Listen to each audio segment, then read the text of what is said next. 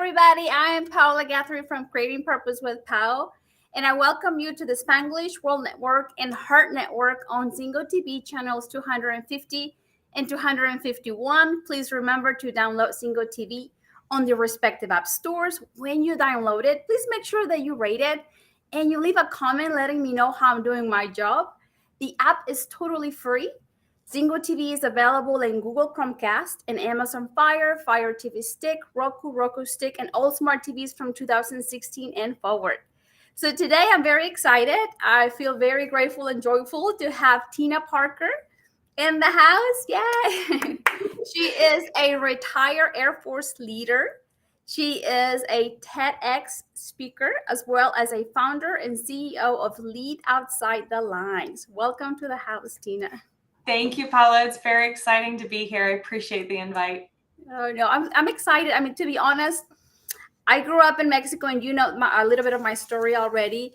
So learning about the military, the U.S. military, I learned the culture. I learned a little bit from Simon Sinek, Tony Robbins, and all those big ones out there that are involved in self-education. So through them, I learned to value any branch of the military, value the training and their heart. You know, everybody that plays full out to serve the country. So I'm so honored to have you here.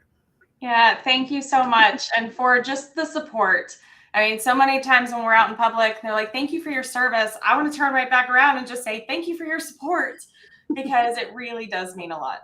Oh, thank you. So share with us, what motivated you to join the Air Force? And at the same time, what inspired you to stay there long enough to retire? Yeah, it's interesting because it was not in my wheelhouse initially, right? I was born into the Air Force. I will say that. My dad was in the Air Force. My grandfathers were in the Air Force.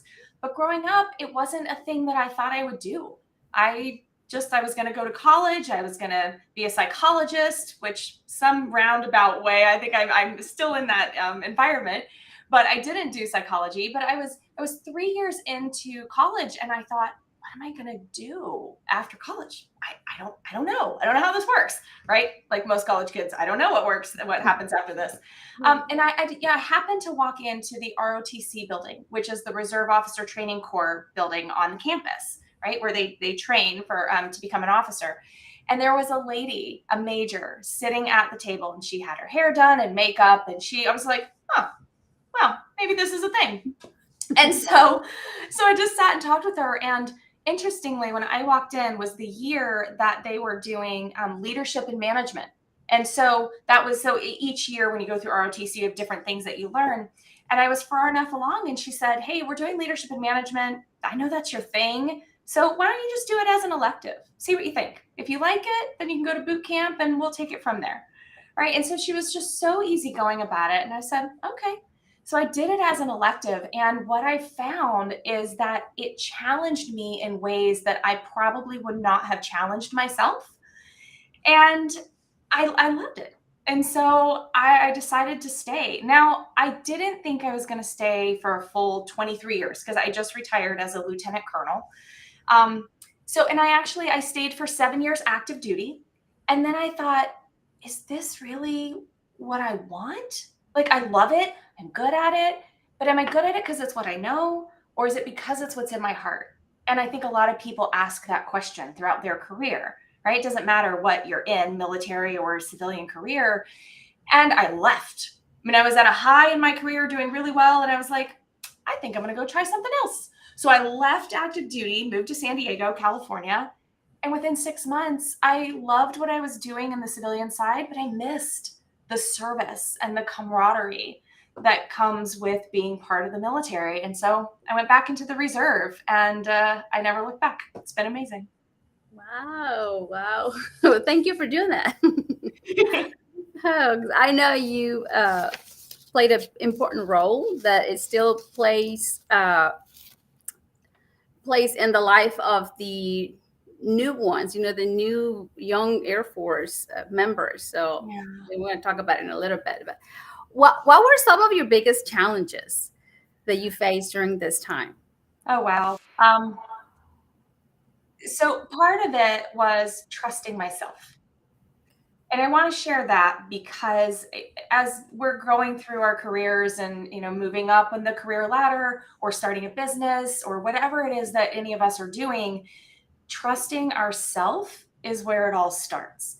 So for me, coming into the Air Force as an officer, for those that don't know, if you've gone through college, you've gotten your degree and you get commissioned rather than coming in straight from high school or, without the college degree and the commission, you're an officer. So you start off leading teams of people who most of the time are much older than you are, or have a lot more experience like in that career field than you do.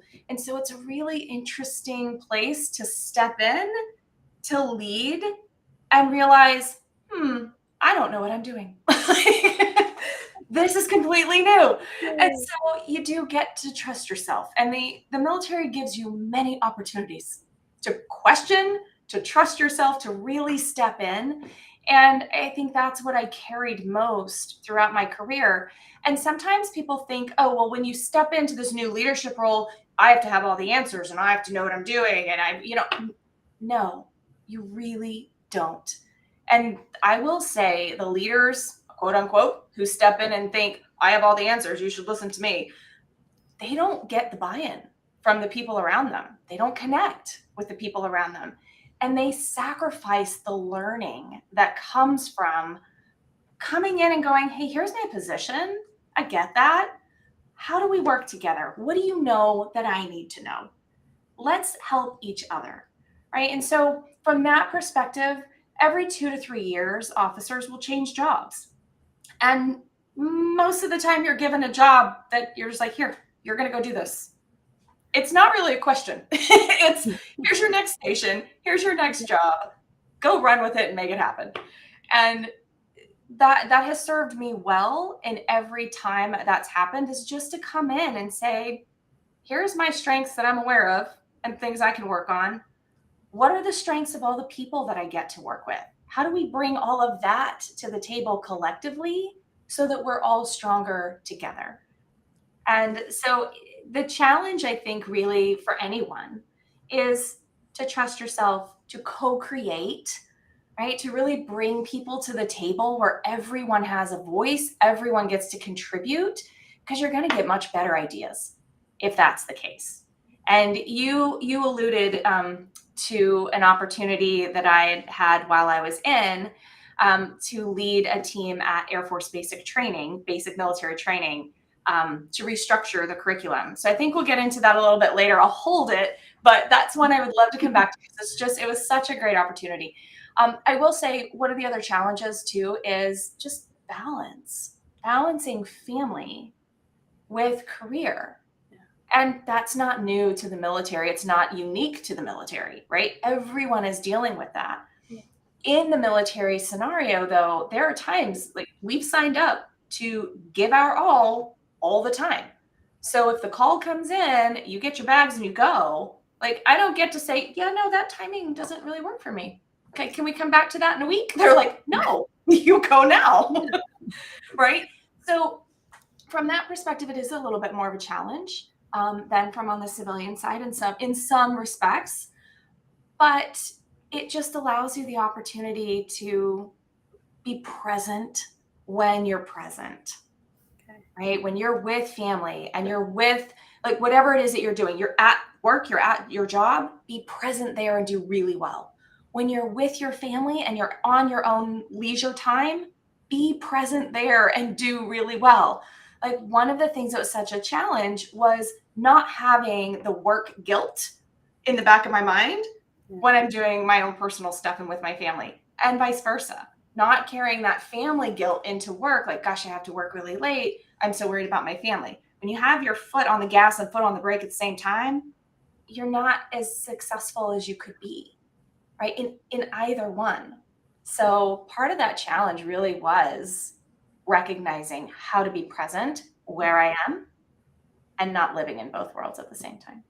I totally get you. And I love that you're here with us because, first of all, you're representing women, you're representing leaders, you're representing, a beautiful profession, motherhood. And what would you tell, any of the women in our audience right now that might be struggling in knowing, what they want to do in their profession, but then at the same time, they know that they want to serve their children and the husband and the family. And sometimes it's a battle because you question yourself, the guilt it's involved, and then you question yourself is like, am I really supposed to be doing this, and you some I I'm going to say I'm an example of it, because there's times that you get in the storm and you question, is this what I want to do, is this what I'm meant to do, especially in your profession, like you're serving. It was a sometimes it's a calling that you feel like you are meant to be there to serve and shine the light to others. So what would you tell any women out there that is like, oh my gosh, what do I do? Thank you for that question, because something I've come to learn over time is taking care of yourself is not selfish. I used to think when I was younger in my career, it was go, go, go, right? It was hustle and grind, push through. I was always the one who I would show emotion, it's just who I am. I didn't want to be like in the stoic box. At the same time, like, it's military. Like, I still had to show up in a certain way. But what I would share that I learned is the hustle and grind, it nearly killed me. And if I can share just a few minutes because I think a lot of people don't realize what damage it's doing internally for us to not be truly authentic to who we are and trying to be something else, is I was always trying to be everything to everyone. And I think a lot of women can probably resonate with that. And so I was showing up fully at work. I was sometimes not even showing up fully at family, because like I said, still with the guilt in my head, right? But always wanting to be at the top, really successful in everything I did and involved in everything. And what ended up happening is I actually lost my first pregnancy. And I was just doing all the things, getting my master's degree. I held down a full-time career with Department of Homeland Security. I was in the Air Force Reserve. I was helping my ex-husband get his business going. And like, it was just too much. And I was sick one week when I was pregnant, and I didn't listen to my body. I said, no, I got to go to work. I have all these things I have to do. And I ended up losing the pregnancy after that. And no judgment, no guilt. Things happen and we learn and we move on. 2 months later, I was pregnant again. So I was like, okay, how am I going to manage this one? Because I'm already freaked out, right? Still doing all the things. That was a beautiful pregnancy, and she's lovely. I have an 11-year-old daughter. She's amazing. And 6 months later, they're like, oh, we got to take your gallbladder out, because I was having other issues. And I said, but something else is not right. So they're like, you need to go get a colonoscopy. I was like, wait, what? I'm 36 years old. What are you talking about? I don't need that. And I almost didn't go. I was like, no, I've missed too much work. I got too much stuff to do. Forget it. I'm not going. Thankfully, I did. The little voice listened to that intuition inside that says, you need to go do this, right? They found a cancerous tumor. So I'm like, oh, okay, here we go with that. Had that removed. Thankfully, everything was okay after that. And then I got divorced. So what I want to share with people is, don't just push through. Listen to what you really, really, truly want. You can balance it all, but you've got to listen to yourself. You've got to tap into authentically what's most important for you. It's your life. It's nobody else's life, right? And I almost was not here to have this conversation with you, because when they found the tumor, they said, look, we don't normally find this one in this area. And they said, if we hadn't found it, you would be dead in 10 years. And that was 11 years ago. So the biggest takeaway that I hope I can leave with folks that are listening is to really tap into who you are. What does success mean to you? It doesn't mean checking all the boxes, but we grow up thinking it does, right? And you get to choose. You get to choose, and you need to choose because it's your life. Thank you so much for sharing. You're gonna have to come back, and then we're gonna do a show about self-care. Oh, let's do it. Yes. So in your TED Talk, you share a concept of belonging, and I would love for you to elaborate this concept because you, as a white, beautiful woman, can give us an example of how you also struggle in that concept of belonging. Mm-hmm. And we don't use this concept like it's just a message for all of our audience right now. It's like I'm an immigrant, and sometimes I give the example of it, not trying to divide because I believe that we have to unite as much as possible. So I love that you share this in your TED Talk. You please, collaborate, like elaborate a little bit more for all of us to understand that we all go through that stage in life, and not only one time, but sometimes multiple times. Absolutely. Yes. And thank you for bringing that up because I think, like you said, this is about inclusion, not division, right? And so much of the time we divide ourselves based on what we see on the outside without realizing that on the inside, we're pretty much all going through the same thing. It may have come to us in a different way, but we're going through it. And so for me, what you're bringing up in the TEDx that I did a few months ago was when I was a captain. So I had been in for, I guess, 6 years at this point. I was given this new job that I didn't choose. I would definitely choose it again if I had the choice. But at the time, I was a director of operations at Air Force Basic Military Training. So that's at boot camp, right? So it's really hectic and it's regimented and it's very strict. That's what the trainees go through when they're coming into the Air Force. And my commander, she pulled me aside and she said, "Hey, I want you to go be the commander of field training, which is the deployment skills. So out in the field, a mock deployed area where we teach trainees how to function and how to be prepared if they go into a deployed area or austere environment." And this was after 9/11. So there was a lot of uncertainty at that point, right? About what does that now look like when we go into an austere environment. And I literally, I stood in front of her when she was telling me this. And then, we all have our mental dialogue that happens that we don't share with other people. And that mental dialogue for me was, I think this lady's cuckoo. Like, she's lost her mind. There's no, like, this is not, why me? Because I still saw myself as just this happy, bubbly cheerleader from college. And I just was like, I don't get how this is going to work. So I was like, I don't belong there. I don't feel like I belong here. I'm doing the best I can, but what? And so I think all of us get in those situations, right? Where we just feel like I'm out of my element here. And that's how I felt. And so I borrowed whatever confidence she had in me at the time, right? Because I didn't see it at the time.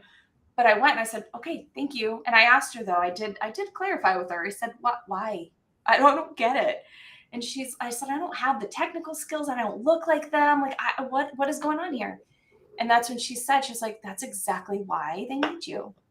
She said, "I don't need a technical expert out there. I need someone who can mend these relationships and bring people together and create something new from where we are now." It's like, okay. And that's the beauty of you belong everywhere because you bring something to the table, right? We think that belonging means fitting inside this box that everybody else fits into. Well, if we really strip it down, nobody fits inside of a box. We're all just trying to fit ourselves into this constricting box, and that is robbing other people around us of our gifts. And it's robbing us of really knowing what our gifts are and who we are and what we bring.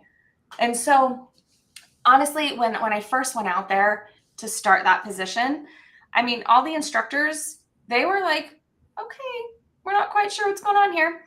But at first it was a little rocky, right? And I think for a lot of leaders, when you go into a new environment, it can feel rocky and you can feel like you don't belong there. You can feel like you're an outsider. But what you get to do as a leader is to create connection with those around you. And then everyone starts to feel a sense of belonging together toward a common purpose, toward a common goal. And that's ultimately what happened with us is we finally came together after quite a few trials and tribulations. I won't go through the whole thing. But we needed to do that. It's laying bricks, right? It's laying bricks on the foundation for us. And when we finally came to the table together, and we're like, okay, let's just set aside any egos, any of the way we used to do things, set aside rank. Like, I don't care what rank you are. Don't care what rank I am. Let's just sit down together and figure out what might this look like? Because we had to restructure the entire way that we trained airmen because 9/11 had changed everything. So we needed to be able to come together and really just think outside the box and not be constricted. And that took us sitting down and saying, we all belong to the same team, working toward the same effort. Now, what do you have to bring to the party here? Let's figure out how this works. Right. And it worked really well. And so the Air Force has used the foundation that we created for 17 years, Awesome. which is pretty, I think about it and I'm like, wow, Yeah. that's some impact. And how wonderful that we had an opportunity to create something like that could impact people. And the world has changed now, right? So the Air Force is shifting into a different way from what we were doing, which is great. They should. The world changes, right? But for 17 years, we got to contribute long after we were no longer a part of that. That's beautiful. I mean, here's like in the story, you overcame your self-doubt. Mm-hmm. You learned to trust yourself. You taught others to trust themselves and the team to co-create something amazing, that they used for over 17 years. So. Yeah. And until we did finally come together and trust ourselves and trust each other together, we were just dancing around what really needed to be talked about. Right. And I think that goes to anything, not just working in a team, in an environment, in an organization, but in life. Like, we dance around the real conversations so often instead of just going, hey, I'm interested. What do you have to share? I'm no judgment. I just want to hear what you have to share. And that opens up so many doors for people.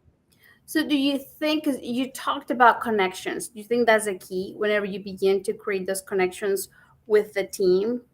100%. Okay. So yeah. And Brene Brown, she has a definition of connection, which I love. Yeah, I love it. Right? And it's people want to feel seen, heard, and valued. Right? So the connection is the energy that's created when people are seen, heard, and valued, and they can contribute and receive without judgment. Okay. So, and if we break that down, we all want to know that we matter. Right? That's what it comes down to. And we do, because everyone brings a different perspective. And what I have found working in the innovation space inside the Air Force, because that was another opportunity that I recently had in the last 5 years, was somebody might bring up an idea that they may feel really vulnerable about, like, oh gosh, this is a stupid idea. No one's going to like that. Why would I even say that? Like the inner dialogue that happens, right? Yeah. But if we can create a space through connection that people feel that they can share and they're not going to be ridiculed, there's no judgment around it, you actually get some really amazing ideas. Because people would throw something out that the first time you throw it out, you're like, I don't know about that. But then you let it ruminate and it sparks another idea and you go, oh, well, what about this? And you wouldn't have thought about that, what about this, if the first thing hadn't been thrown out. And so it can create a ripple effect where you get a much better idea or way forward in the process. See, I like that one. Thank you. I mean, it makes sense. Even in the classroom, even in the classroom, every student wants to know that they matter. Absolutely. And I call it courageously authentic leadership.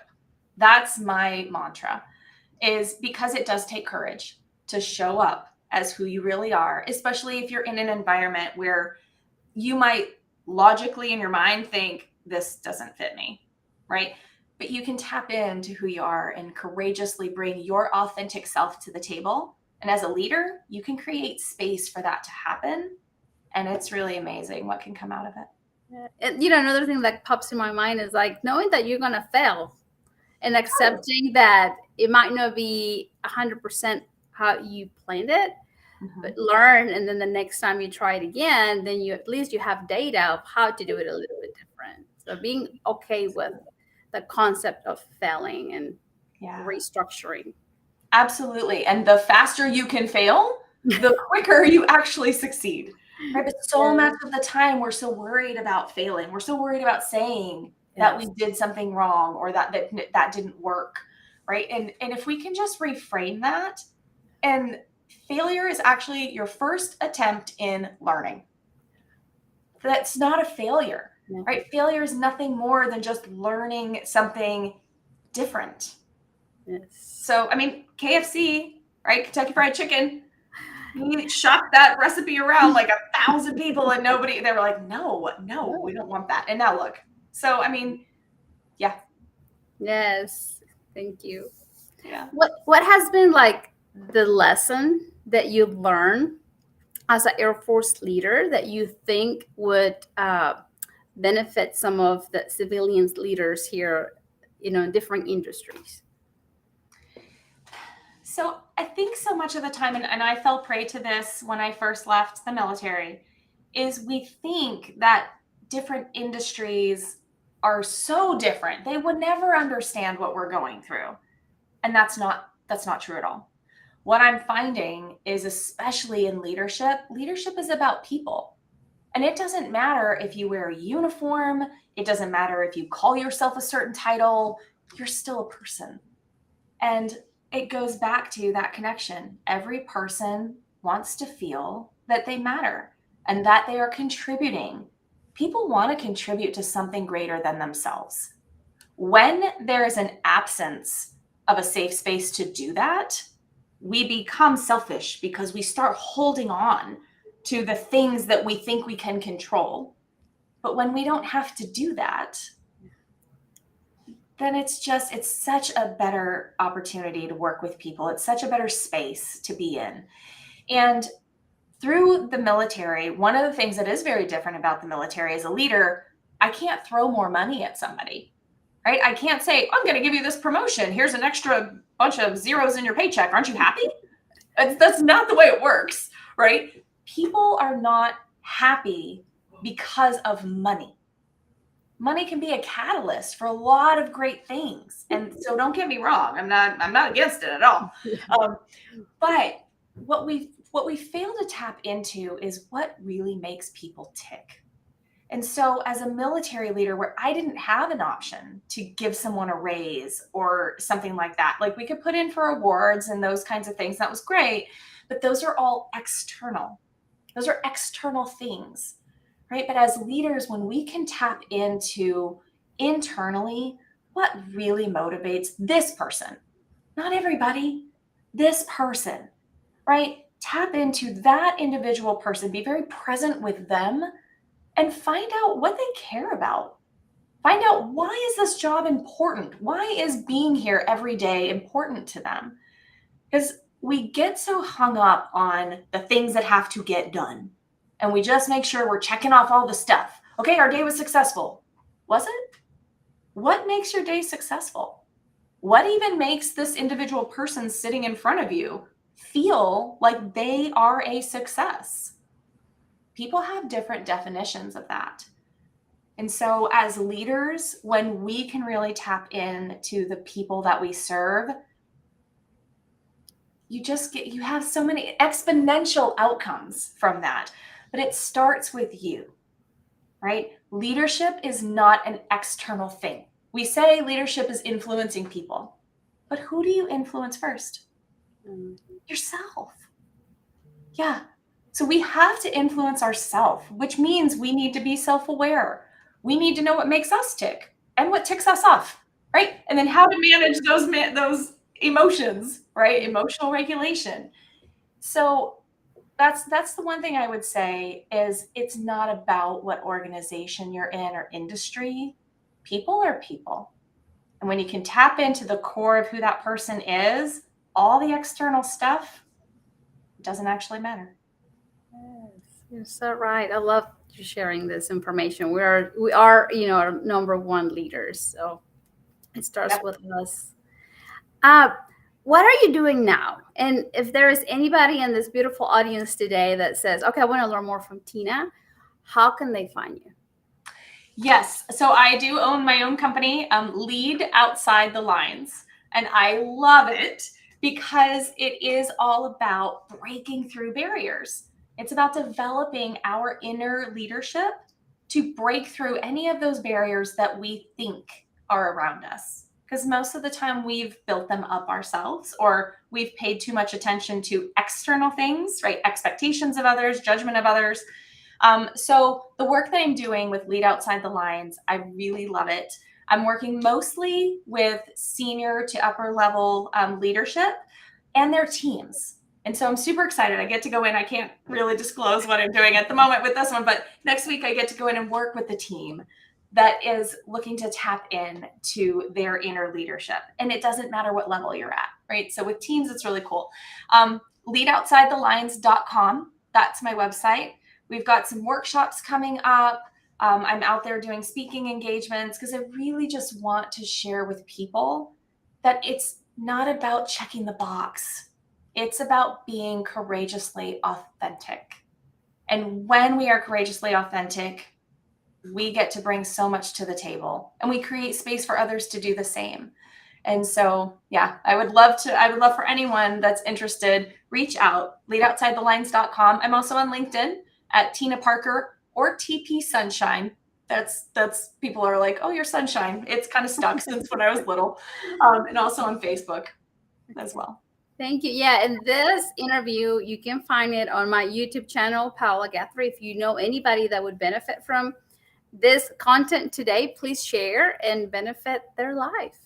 Absolutely. And Paula, I just want to say thank you for bringing me on because, and I love the fact that you and I are both in the Neuroencoding Institute together, right? So we're both in this space of understanding how people function and helping them optimize that performance for themselves and others. Yes, it's beautiful seeing other people's growth, with the content that we've learned. Yeah. And we practice it. I'm still a student. I will probably be, will be a student. What you're talking about today, like being present, is so real. I mean, I had a car wreck 5 weeks ago. I'm good. That just hit me on the side, and my arm still hurts, but it's like that pain is teaching me to breathe, because instead of like go go go go, as a mom and trying to run my own business and then working and then home and making sure laundry's clean and the dishes are clean and food is ready. So we get into that mode of like go, go, go, go. So it's like now it's like it happened for me. So I feel the pain and I'm like, breathe and enjoy the moment. So what Yes. Tina's sharing is like it's real. We have to breathe, enjoy the moment, and be present. Absolutely. Much Well, as and just like what you're bringing up, like there are two ways you could look at the car wreck. You could go, I don't have time for that. This is so messing up my schedule. Like, why is this happening to me? And then we get into this angsty space inside of us, right? Or like what you're doing, you're like, okay, this happened for me. I get to, it's not I have to, I get to step back and breathe and just be present and give myself grace to heal. Yes. Right. Yeah. And I think so there's little shifts in the way that we speak, the way that we think, that make a huge difference for people. I'm working with a client now who he's a hard charger in his career, right? He's C-level hard charger, been going, going, going, just like you're saying, running on the hamster wheel, constantly going, hustle and grind, right? And he's like, I'm missing the time with my kids. I don't want to do that. I'm not healthy right now. I want to spend more time on myself. He goes, but that's not even possible with my job. And I was like, let's look at that. So we're working together, and literally within 3 months of going into this program, he was like, I don't even know how this is possible. He's lost weight a lot, like 30 pounds. He's working out, he's spending time with his kids. He's just as successful at work, just as productive, if not more, right? Because there's things we can do by being aligned with who we really are and what's important to us, finding other people who love to do the things that we don't love to do, right? There's things that we can do, but it does start with that whole, you got to pause to take account of what's going on, notice what's happening instead of just pushing through it, and then choosing. You know, are you going to have a both and life, or are you going to have an either or? Because either or, it's not very fun. But you can have it all.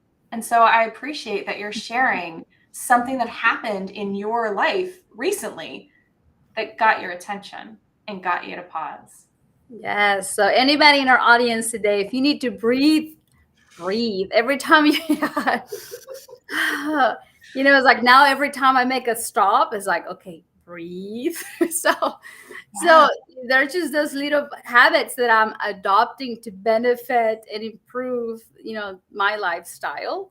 And sometimes life sends you, you know, little situations where you have to wake up and it's like, okay, I need to be more present. Or even though, you know, like I've been here in this world of self-development, I'm still a student. I'm still learning, and I'm choosing to continue to learn as well as you, Tina.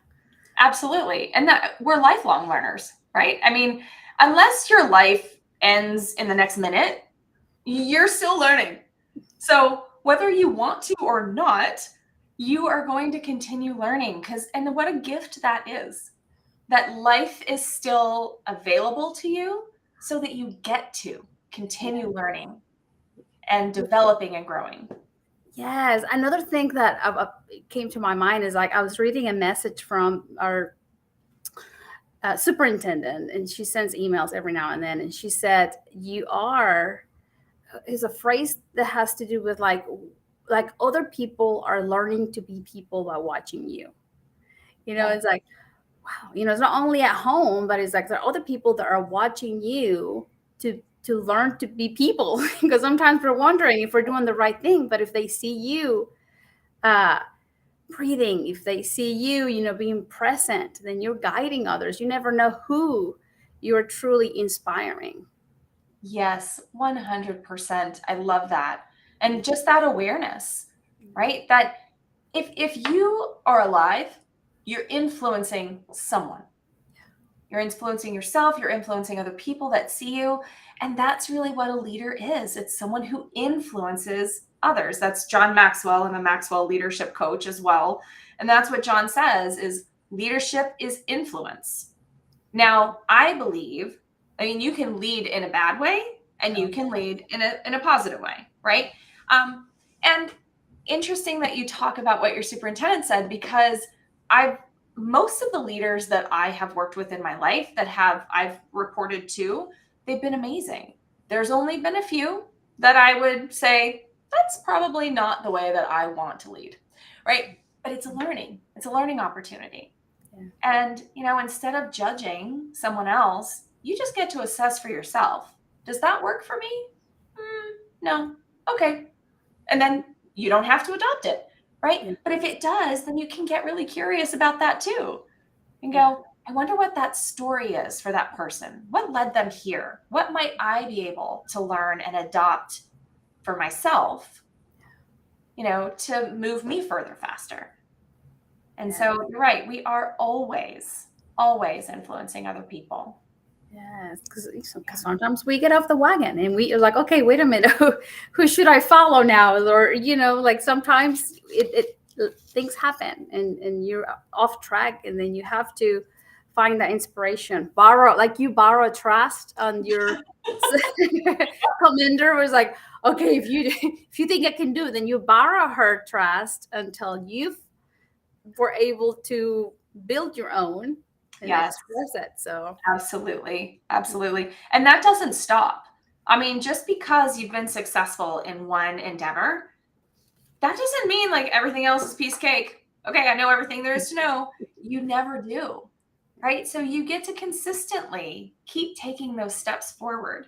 And every time you take one step forward, the scenery changes. And then you get to just be patient and assess, all right, what's going on around me now?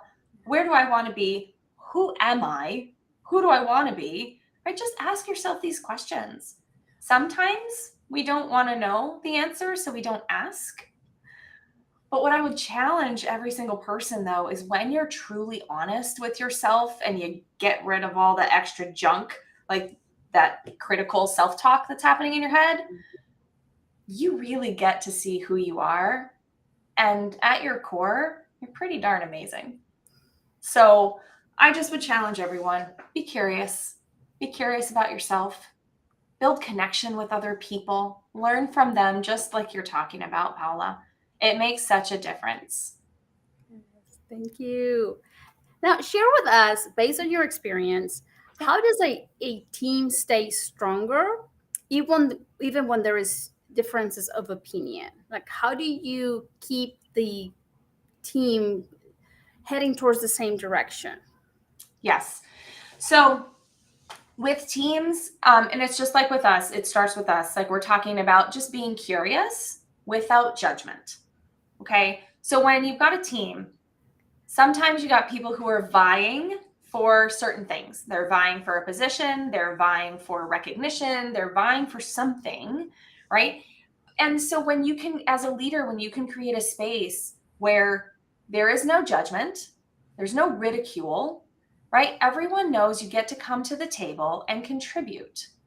That really makes a big difference for people because it goes back to what we were saying. People want to be seen, heard, and valued, right? So you can create that connection. Now, one of the ways in which we can do that is by asking generative questions. And what I mean by generative is it's a question that elicits a greater response, a thoughtful response, a response that leads to something, right? A lot of the times we ask yes, no questions. What are we going to get from that, right? But if we can look and go, okay, if a team is faced with a problem, an issue that they need to solve, rather than looking at that, and a lot of people would go, we don't have the right resources. We don't have enough people. We've tried this before. It didn't work, right? We hear that all the time. We can sit and go, okay, let's take a step back and go, how might we? Like, if we were going to solve this, how might we do that? And just get a little whimsical and curious about it. You'll be amazed at how your brain actually will start, well, I don't know. How might I do that?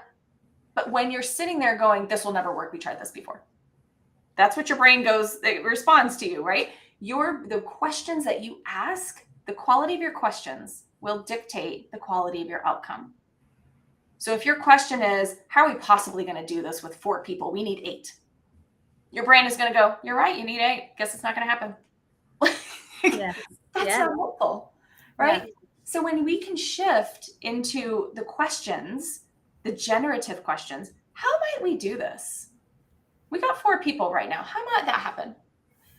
You'd be amazed. Sometimes your brain goes, well, hey, wait, Sally over there, she's really good at this. She may be not on our team, but maybe we could ask her. You know, you start to come up with different options. And if you can create the space to ask those questions and allow a non-judgment circle, basically, for people to throw out their ideas and their questions, you can move forward pretty quickly together as a team. Become resourceful. Absolutely. Yeah. Yep. You become much more resourceful.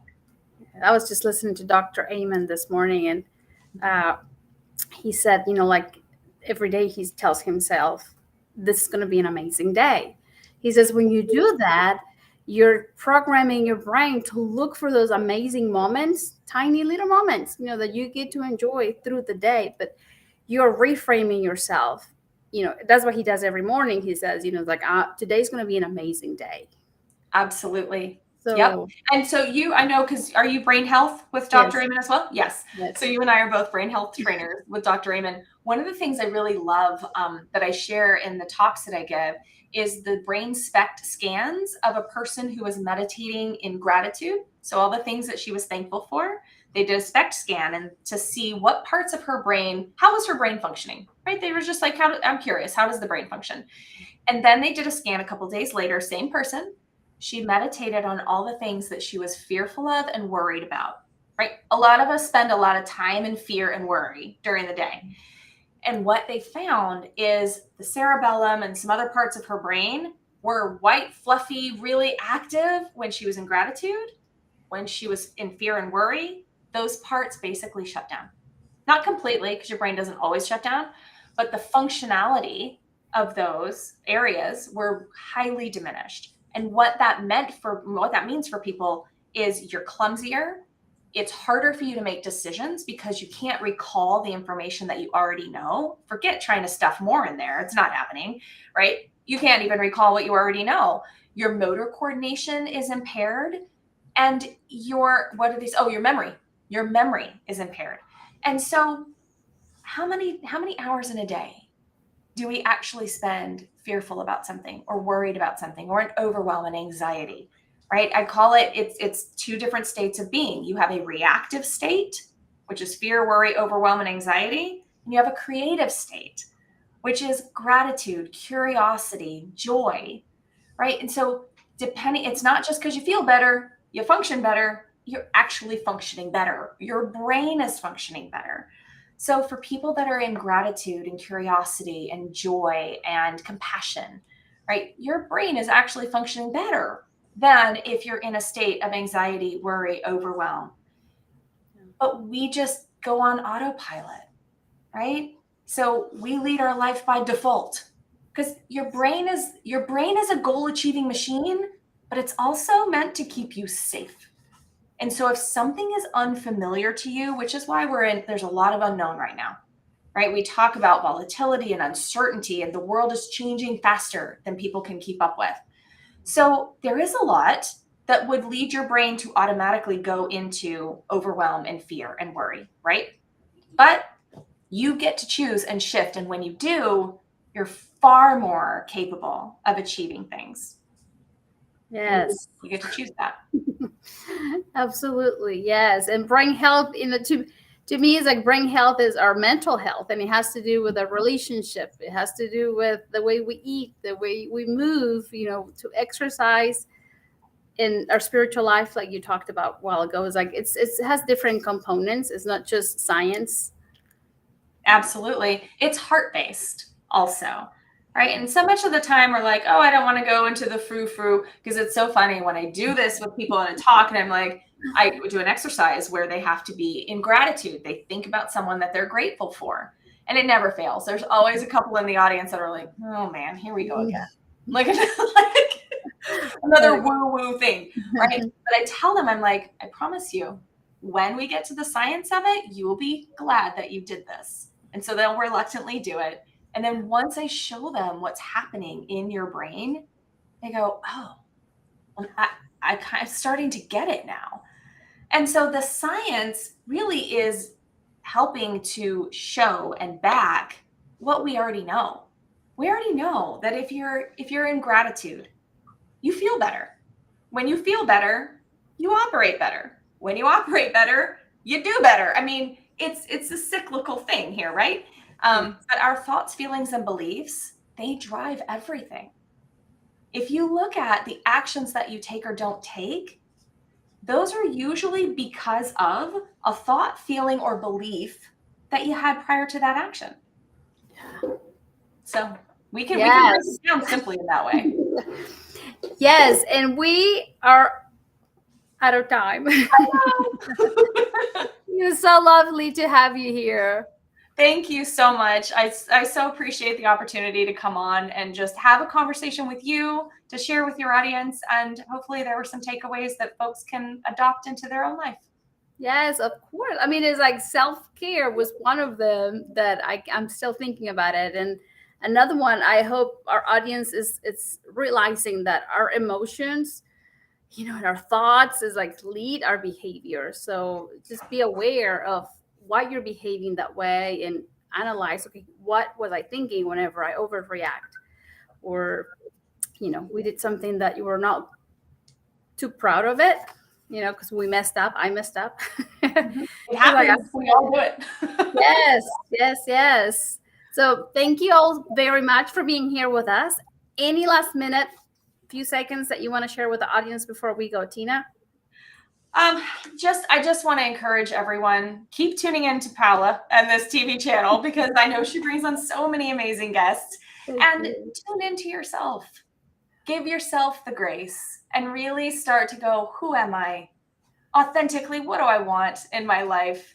And just go after it. This is your one life. Make it count. Yes, thank you. You guys remember that you are the only ones who can give power to your talents. You're the only one who can give life to your dreams. So this show can also be heard on Spanglish Radio Network. Please check out spanglishworld.ca for all news and programming. Spanglish World. Watch it, hear it, read it, download it, and live it. Thank you all very much and blessings.